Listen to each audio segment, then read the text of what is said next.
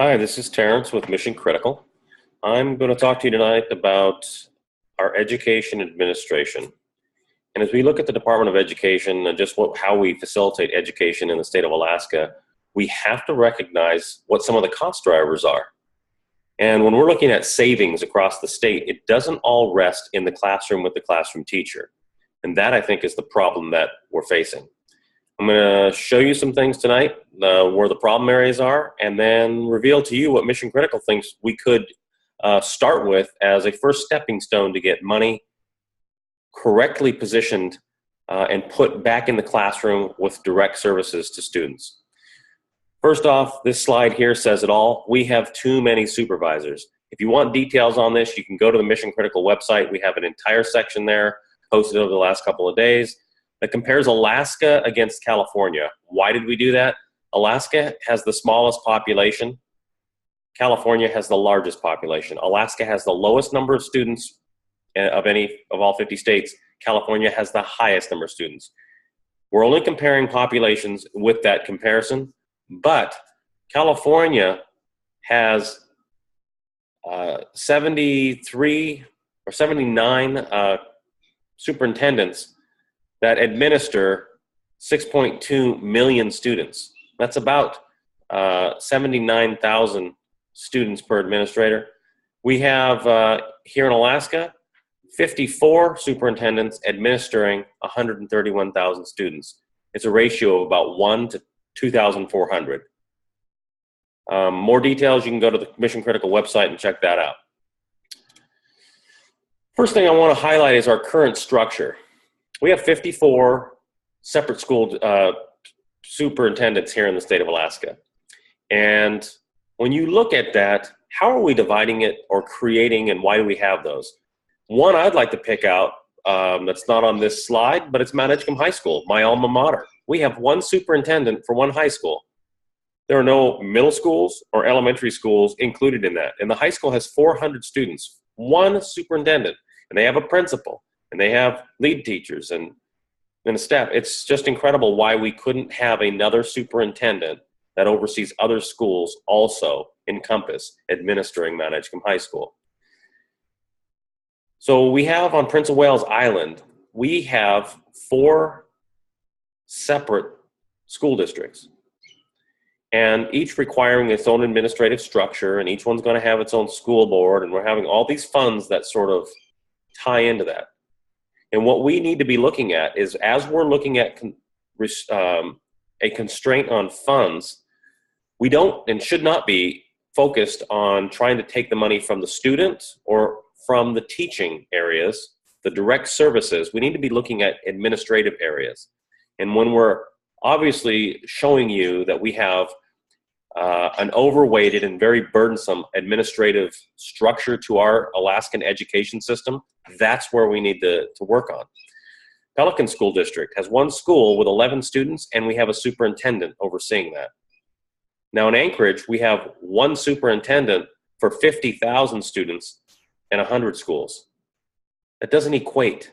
How do we pay a superintendent in Anchorage the same as we would pay superintendent of Pelican? One supervises 11 people, 11 children, and the cost of that education, it costs more to educate a child in Pelican than it does to educate a student at Harvard. So we have to be looking at this model, and it should be unacceptable when your PFD is being taken to cover the expenses of state government when we can't see the obvious problem right here in front of us. We have legislators that are funding this type of waste, and we also have the governor who's promoting this. And if our Department of Education and the unions and those organizations that are pushing this model and insisting that we fully fund, we're only insisting that we keep this heavy, burdensome, outmoded, and wasteful administrative structure in place. Next slide I want to show you is, what can we do better? Here's a map that Mission Critical has put together to start the conversation. Thank you, Michael Chambers, for putting this thing in a graphical representation to show what we could be doing differently. The state has been divided up into 16 sub-regions. Now I'll go through them quickly just to show you kind of how we would have administrative leadership applied to the state of Alaska's student base. We would have 16 superintendents versus the current 54.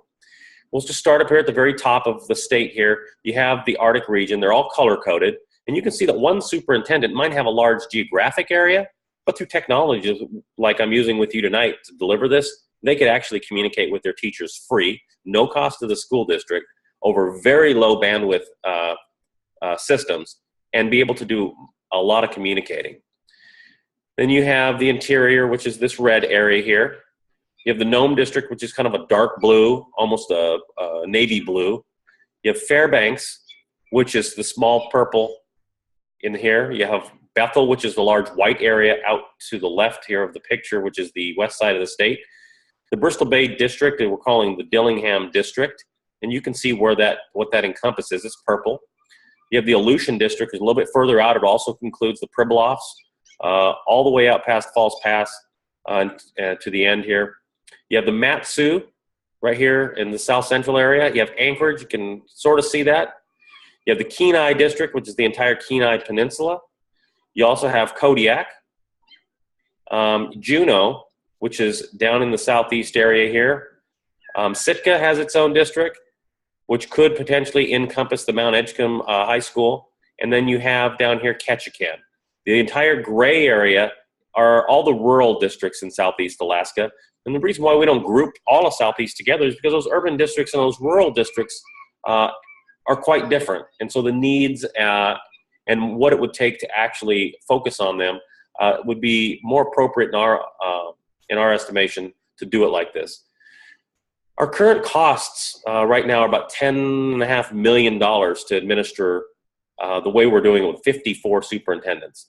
Yet, if we restructure it, the costs drop to a little over $3 million for administration. And that $7 million savings, we could be putting right back into the classroom, direct services to students.